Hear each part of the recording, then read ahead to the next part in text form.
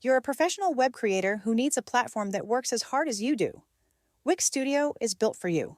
Whether you're a designer, developer, or marketer, ready to amplify your impact. Build intuitively with advanced design features and AI-powered tools. Manage your clients and projects efficiently from one workspace. Scale with dynamic systems and fully managed infrastructure. Create exceptional websites with hyper-efficiency. Go to wixstudio.com. Cash flow crunch? OnDeck's small business line of credit gives your business immediate access to funds, up to $100,000 right when you need it. Cover seasonal dips, manage payroll, restock inventory, or tackle unexpected expenses without missing a beat. With flexible draws, transparent pricing, and control over repayment, get funded quickly and confidently. Apply today at ondeck.com. Funds could be available as soon as tomorrow. Depending on certain loan attributes, your business loan may be issued by OnDeck or Celtic Bank. OnDeck does not lend in North Dakota. All loans and amounts subject to lender approval.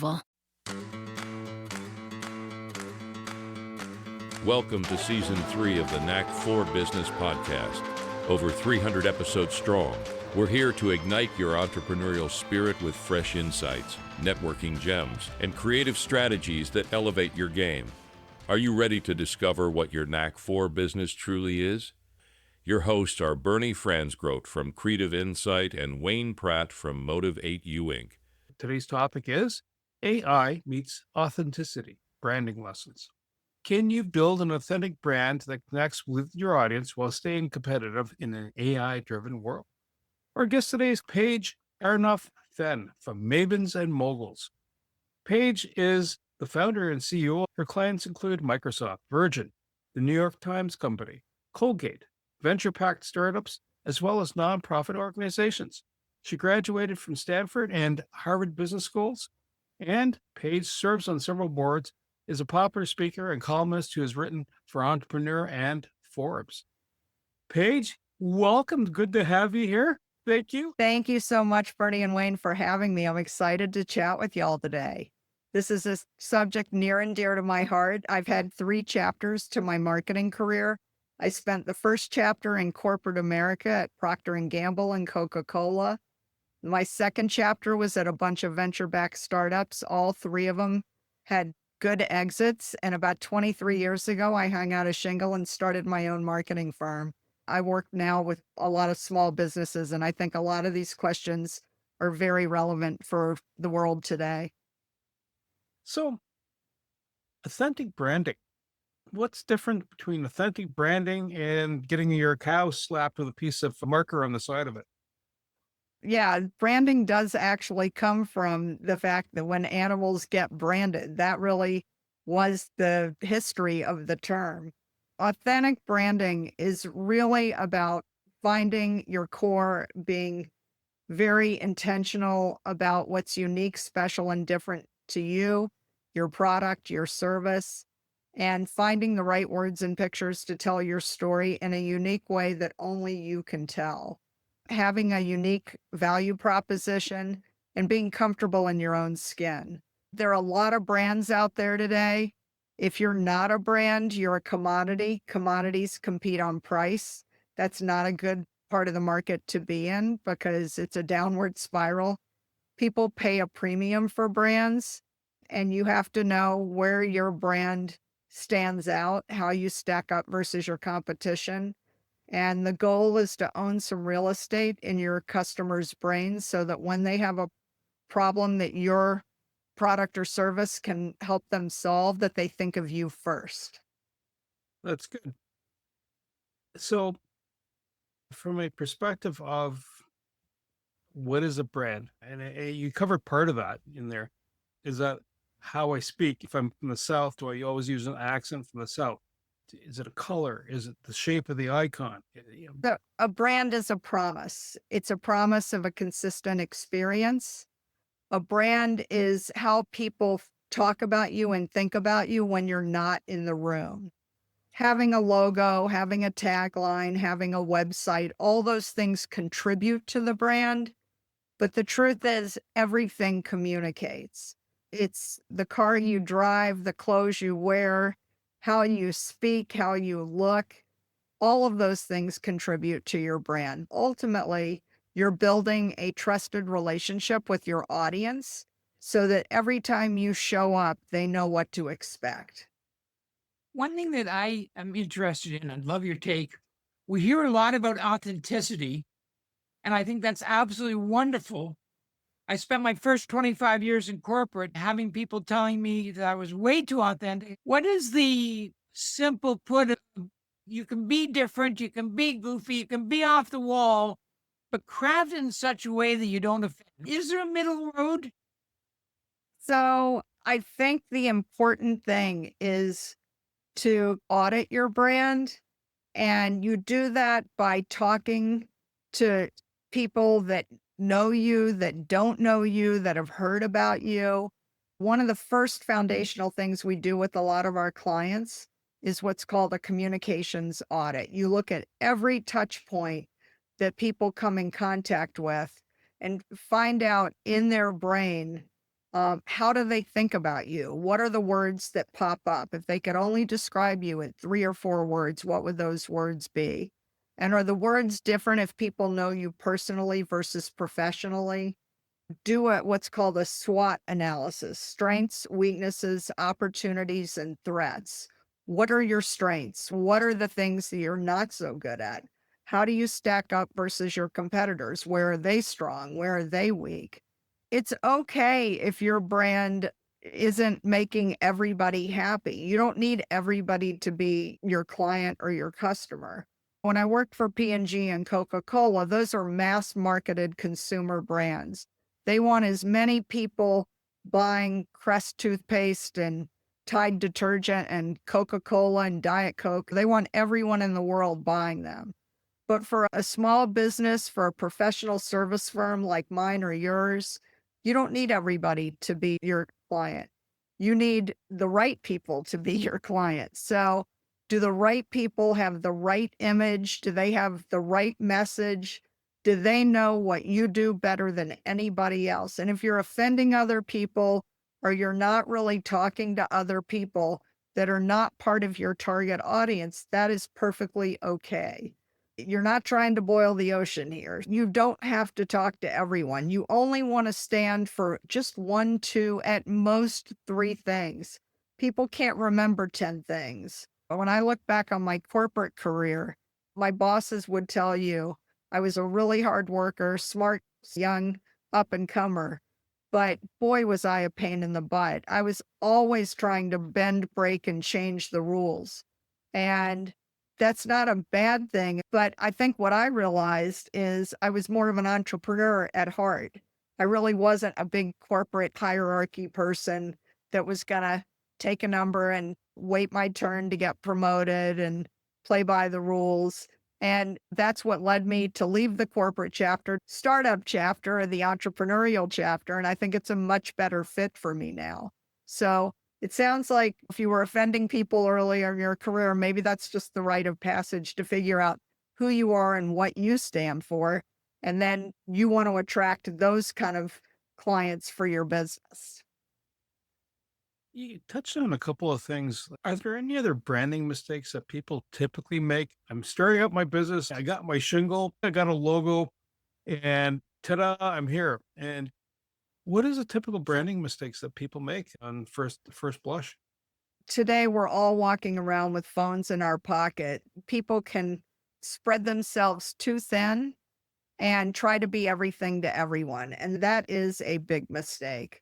A lot of people get overwhelmed with all the tools and technologies, all the social media platforms. So, what I always tell my clients is pick your lane. What is authentic to you? If you like blogging, then blog. If you like Twitter, X, then do that.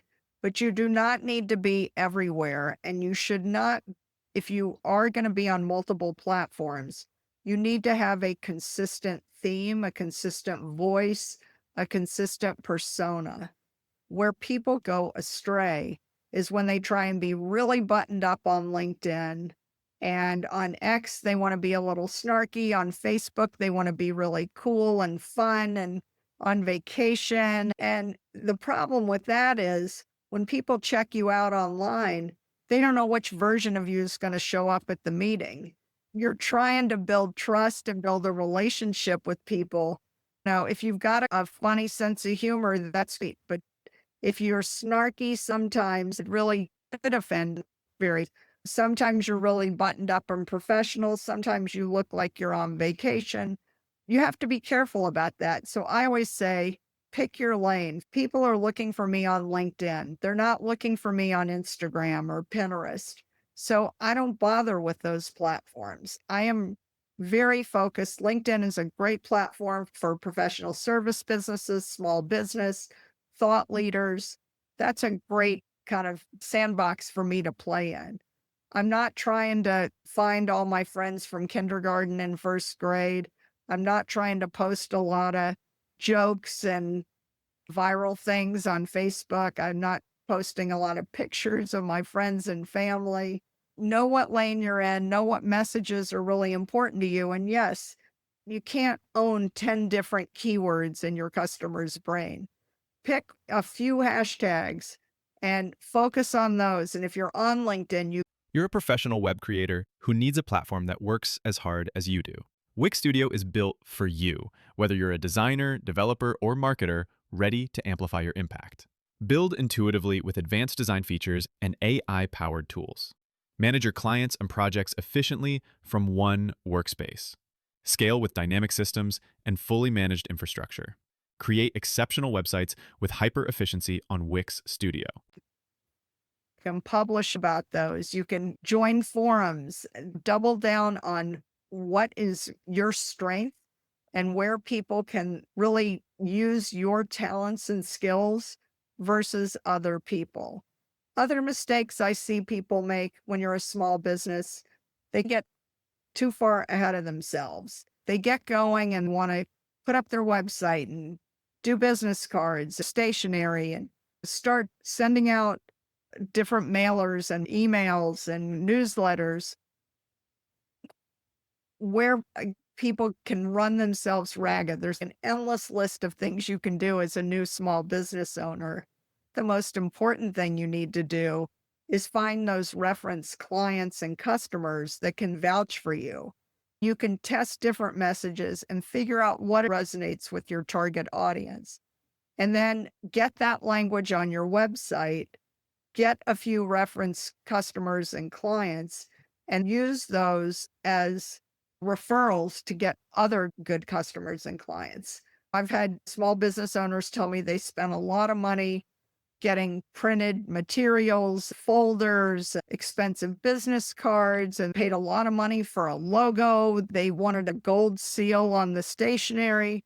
That sounds great, but you don't even know who you are and who's buying what you're selling. Until you know that, don't spend a lot of money trying to create all these corporate tchotchkes.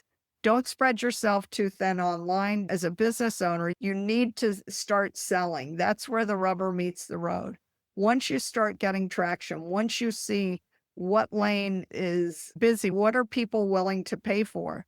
You might think you're starting a business to do XYZ. When you get into it, people are paying you to do ABC. So you want to make sure your messages resonate with what people are paying, what they want. Those are areas that are easy fixes. Be brutally honest. You can do some market research. You can talk to prospective customers and clients. You can talk to prospective gatekeepers. If you have people that you worked with in the past, you could talk to people that knew you from a different part of your career or your life to see, is it resonating with them? All of those things are important touchstones, but market research does not have to be expensive. When I worked in corporate America, we spent a lot of time and money and talked to so many people that it would be statistically significant. When you're a small business owner, you don't have the time or the money to do extensive research. You can do a survey monkey, ask a few questions, and then put the information out there. If it's getting a lot of clicks, if it's converting, follow the data, get the Google Analytics results. If it's not getting traction, pivot and try something new until you find your voice and your audience. I'm going to risk going into the weeds because it has already come up. I am very confused about chatbots. On one hand, I hear lets the electronics do some of the heavy lifting, and so that you're talking to people who you should be talking to, and it's elegant and effective. And on the other hand, I hear in my mind the worst of a telephone tree where I can't get to a real human. And I know it's getting better, and there's large language learning, but what is the real core reason for a chatbot? So if you have a lot of frequently asked questions and you see a lot of repetitive pathways, that's where chatbots can be very useful. You've got a track record of a lot of content that answers very common questions. I think the distraction, the quality of all these new tools and technologies, there was Chat GPT, and then there's Claude, and then last week Perplexity came out, and then last week DeepSeek, and it's like whiplash. Every week I feel like there's a new version of artificial intelligence out there. It does have great qualities. If you're trying to brainstorm, if you're looking for headlines that you want to test for an email campaign, there are a lot of great uses for artificial intelligence. Having said that, you do not want to use it as a crutch or over rely on it. Because if you're using it to write your web copy or your email newsletter, my fear is that there's just a lot of robotic, generic copy.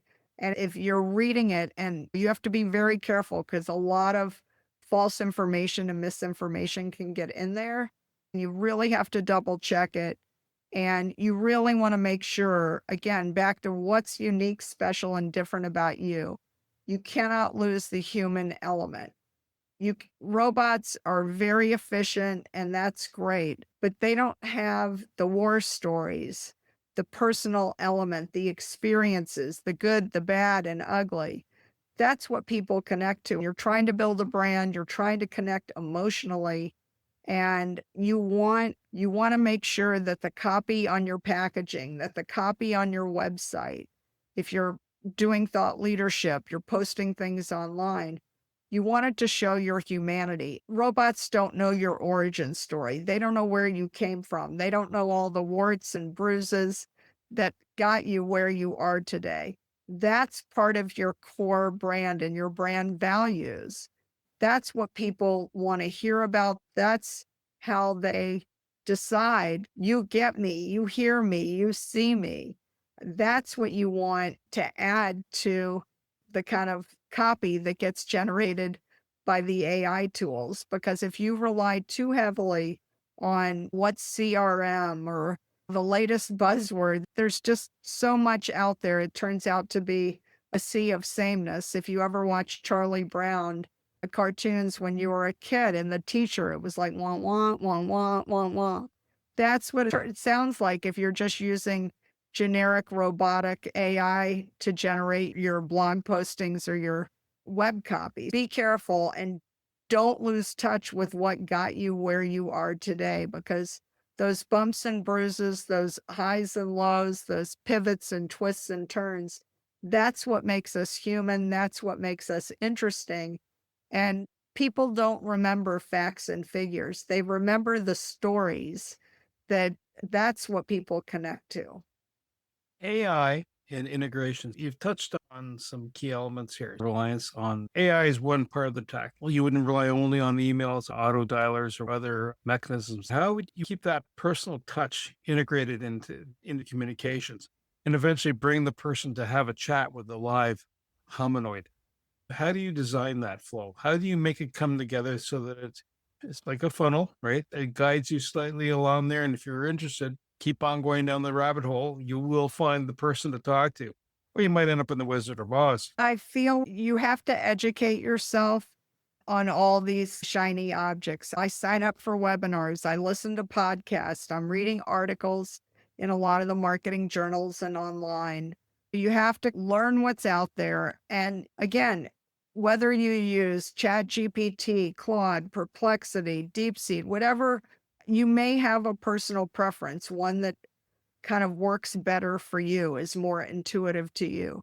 You don't need to use all of them. Find the tools that give you more bandwidth, that are not draining to you, but are really a multiplier effect.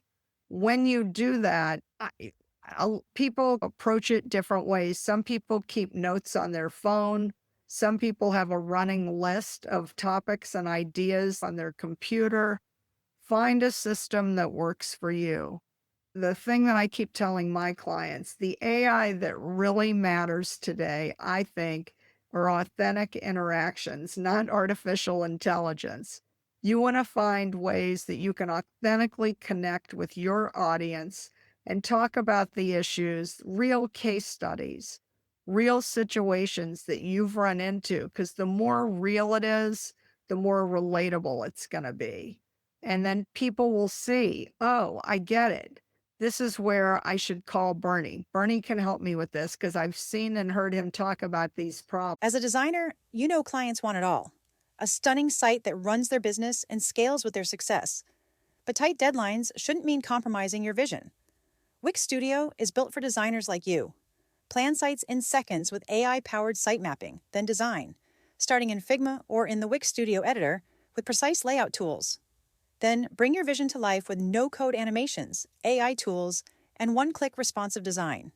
Design smoother and deliver sooner. Go to wixstudio.com. Again, you don't need to appeal to everybody, but find the topics. You can, if you have an email newsletter, do something called A/B testing. You can test one headline on half and a different headline on the other half and see which ones get opened more frequently. There are easy, simple things you can do. Pivot, test, and learn, and keep getting better with each newsletter.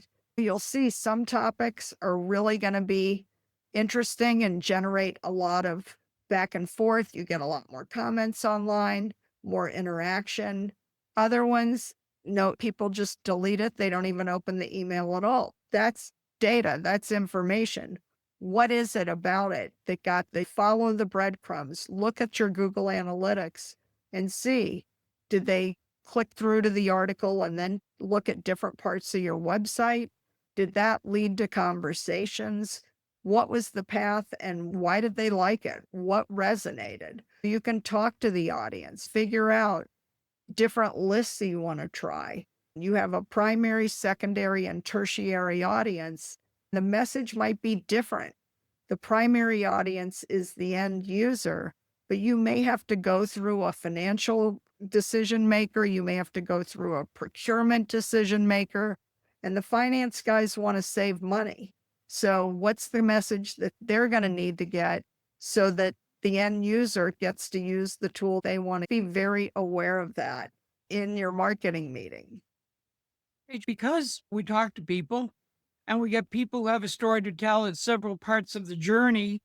I've been promised everything from cleaner sheets to my banking gets happened automatically. I don't know. I don't even have to earn the money. It just appears.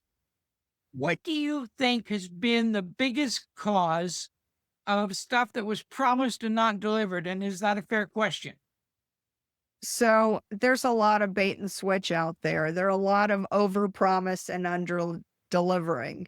Going back to the real McCoy, the real thing, the brands that underpromise and overdeliver are always the ones that provide the best value and the best word of mouth, the most referrals. The great thing about situations like that, you can pay to have an ad that says anything. I'm the best, I'm the cheapest, I'm the prettiest, but you don't control public relations. And I always find if you have a great story to tell, instead of spending the money in advertising, I prefer to put that into a PR budget, because to get other people talking about you, it's almost like the halo effect. If the media writes an article and they talk about you being the best in your category, or if you start getting a lot of people on social media singing your praises, saying, oh my God, I am such a fan of this product or service. This accounting tool is the easiest thing I've ever used. This website builder, I just did my own website. I didn't need to hire somebody. It was intuitive. I love it. And then that goes viral and people make TikTok videos and it starts taking off and having its viral moment. You can't pay for that. That's when your clients and your customers are telling your story for you. If you can get to that point, it's absolute magic.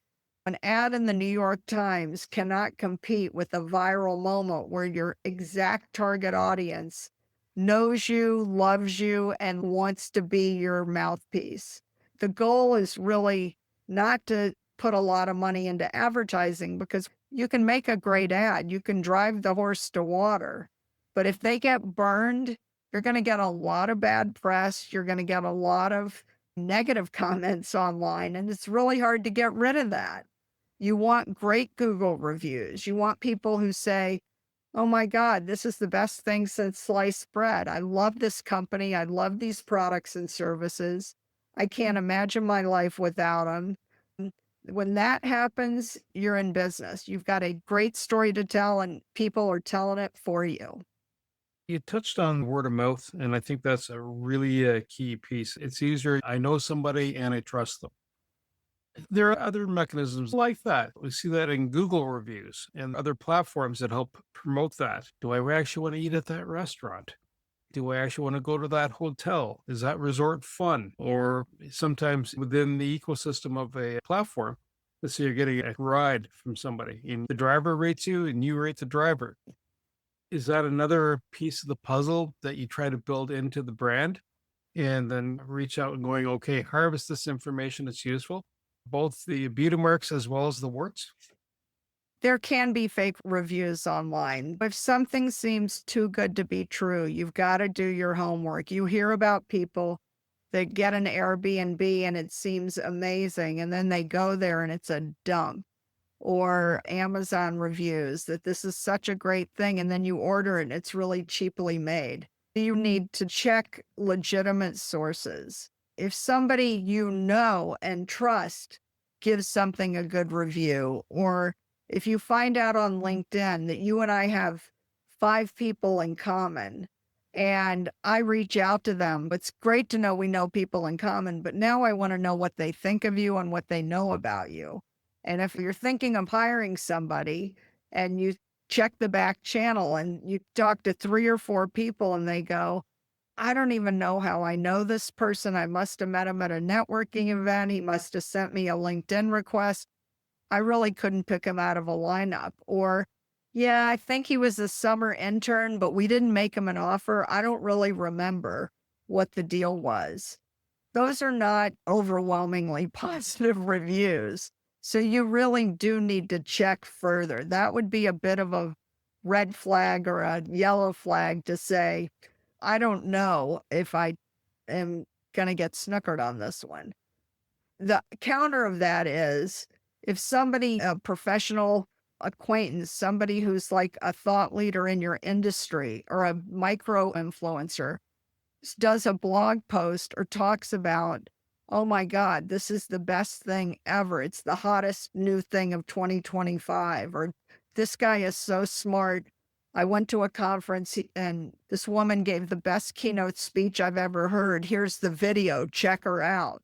Now you go, okay, this is the real deal. These are people that know what they're talking about. They really count on their reputation being stellar. They're not going to recommend somebody who's terrible. They send you a video. You know the person's written books. You've read one of the books. You learned something. That's pretty much a vote of confidence. So it's on you to do your homework. You can't trust everything online. And if it's too good to be true, be careful. Here's a different question, Paige. People are at various stages in their journey. And when somebody gets fired today and goes into business on Monday, he means well, but he doesn't have a clue. He just can't. How do you help the guy who wants to tell a story and doesn't even know what story to tell? How do you help him? You're a professional web creator who needs a platform that works as hard as you do. Wix Studio is built for you, whether you're a designer, developer, or marketer ready to amplify your impact. Build intuitively with advanced design features and AI-powered tools. Manage your clients and projects efficiently from one workspace. Scale with dynamic systems and fully managed infrastructure. Create exceptional websites with hyper efficiency on Wix Studio. Get past the smell test. So he even believes it. Again, part of good marketing is almost like therapy. You need to dig in and figure out what in the background of this person. Do your market research, canvass the people that know you. What do they like about you? What do they know about you? What are you good at? What are you not good at? I've had clients come to me and they'd say, I hung out a shingle. I have this great idea. Everyone loves it. And I don't understand why it's not selling. What's the problem? And you dig a little further and you find out that the guy talked to his mother, his uncle, his best friend, his neighbor, and all of them say, you're so smart. That's such a great idea. I think you're doing great. But guess what? Those people are not the target audience. They're your friends and family, your college roommate. They don't want to hurt your feelings. They're not going to tell you the baby's ugly. If you're not talking to the target audience that is going to buy or refer your product or service, it doesn't matter what other people think. You got to talk to the people who are on your radar for that need this product. Once you figure out who your audience is, figure out what messages resonate with them, dig into your history. And it could be in your corporate life, you figured out like you had a niche and that was what you did. Everyone knew you for that. They trusted you. You were the best at it. I started my career on Wall Street right out of college in the 80s. Michael Douglas had just won the Oscar for the first Wall Street movie. I was good at it. I made a lot of money, but I really didn't like the work at all. And a girlfriend of mine, when we were going to business school, she said to me, are you going to go back into finance after business school? And I said, oh God, no. I don't think I could do it again. I just didn't like the work that paid well, but I need to do something that I like more. And she said, how is that possible that you didn't like it? You were so good at it. There were only 3 things I liked about my job. When the deal was complete, we got to take ads out in the New York Times and the Wall Street Journal to announce to the financial community that the deal was done. We did a closing dinner to celebrate the end of the transaction. And because I was the junior person on the team, I had to plan the meal and get the restaurant. And we always gave people promotional tchotchkes at dinner to commemorate the successful transaction. She shook her head. She said, Paige, guess what? You're not a finance person. You're a marketing person. Everything you liked about the job was marketing. You liked advertising in the newspaper, planning events, and getting promotional tchotchkes for clients. All of those are marketing. If you stick to marketing, you're going to find a really fun career. I went back to business school. I took a marketing class. I got the top grade, and I've been in marketing ever since. You have to be very thoughtful and look at the data, look at the facts. If you can't be honest about yourself, ask people you trust. What am I good at? What's my story? It's a work in progress. I had to rebrand myself from a finance person to a marketing person. After I got a good grade in the marketing class, I got a summer internship in marketing. I got an offer to come back. I started building my marketing story, and it's continued ever since. So don't get frustrated if you don't have your story. You have to take baby steps. Walk before you run. You're not going to every career path. You're not going to every part of your job, but really be honest with yourself. What's intuitive to you? What do you find fun?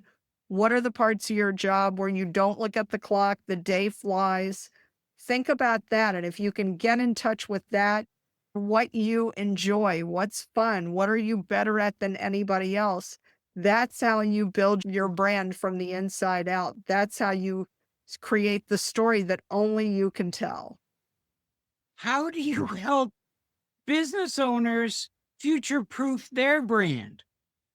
I'm a big believer in having a growth mindset. And I think A lot of small business owners and entrepreneurs, they're always experimenting, learning, growing. So I think the key really is you really want to test and learn, take baby steps. How do you help people future-proof their brand? To future proof your business, you always have to have your antenna up. You do not want to turn into a one trick pony. People get in their comfort zone and it is comfortable. The world is moving. We live in internet time here. So you've always got to test and learn. You have to get comfortable being uncomfortable because it doesn't matter what area you're in, there are always new tools and technologies. There's always new stuff happening, new competitors coming onto the scene. And I think whether or not you join a mastermind group, you have a coach, you watch TED Talks, you find your ecosystem, join professional organizations, professional development groups, go to conferences, read books, look in your category. Who are the thought leaders? Follow them on LinkedIn, read the blogs, listen to their speeches. All of those things will keep you relevant, keep everything more timely. I think where people get into trouble is they get fat and happy. They feel like I'm in the zone, everything's working great, I've got business, I'm making money. That's great, but you always need to carve out maybe 10 or 15% of your week and use that to get outside your comfort zone. There's a reason why companies like Google give their employees, I don't know if it's like 1 day a week or something, the equivalent, do things outside of their normal job. Hear a speech, read, create some white space on your calendar so that you give yourself permission to test, learn, grow. You want to have that growth mindset so that you're constantly learning and you're being exposed to new ideas, new people, new things. When you drive home, take a new path, try some new ethnic foods that you've never tried before. You've got to shake it up. You can't get too complacent. You can't get too comfortable in your routine because one thing we can all be certain of, and there's a book written that says, what got you here won't get you there. And I think that's exactly right. Keep those synapses firing.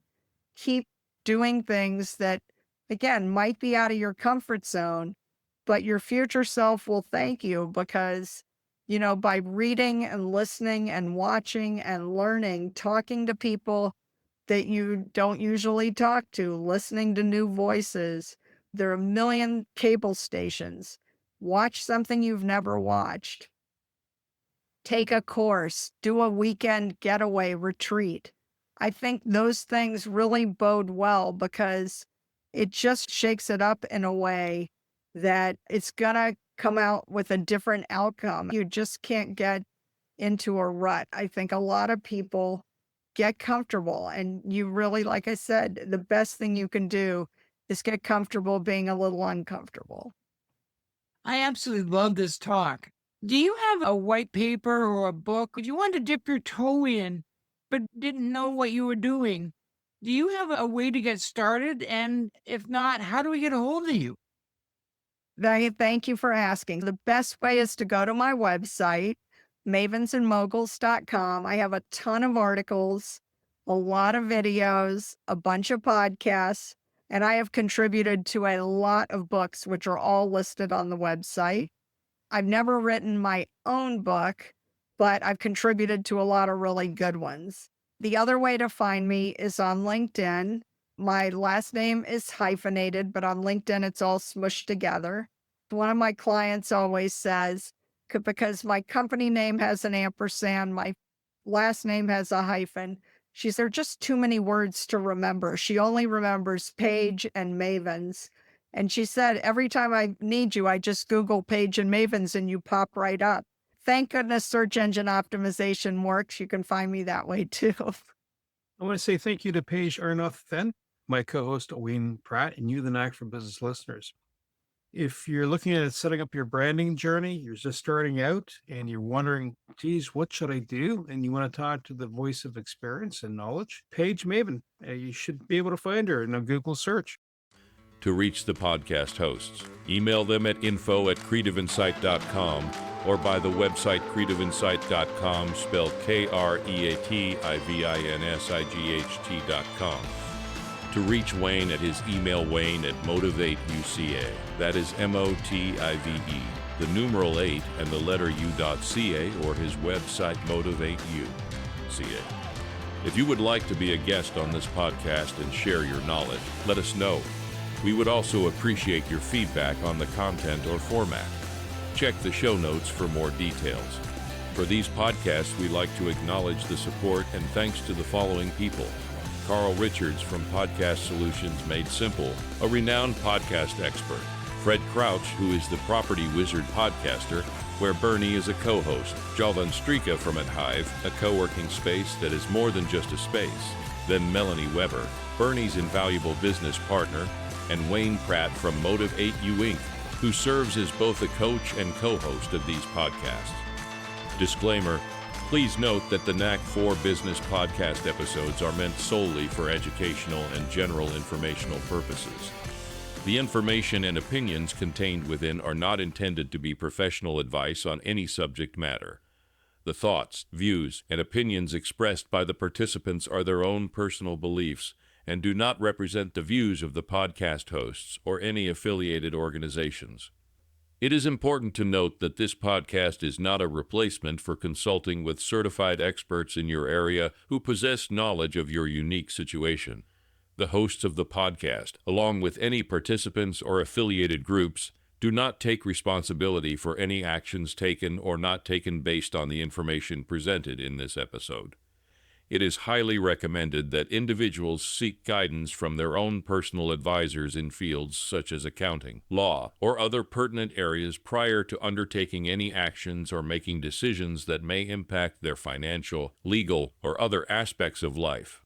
These days, clients want it all: a slick-looking site that can run their business and scale with their success. The good news? That's exactly what Wix Studio is built for. Plan out your client's whole site in seconds with AI-powered site mapping and wireframing.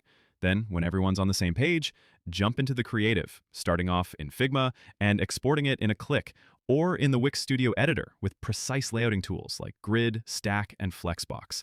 Go above and beyond the brief with no-code animations, custom CSS, and built-in business solutions, and make your whole vision responsive in a click. And there's zero need to break a sweat when clients grow fast. A dynamic CMS with global design settings and reusable assets lets you turn one page into hundreds. Design smoother and deliver sooner. Go to wixstudio.com.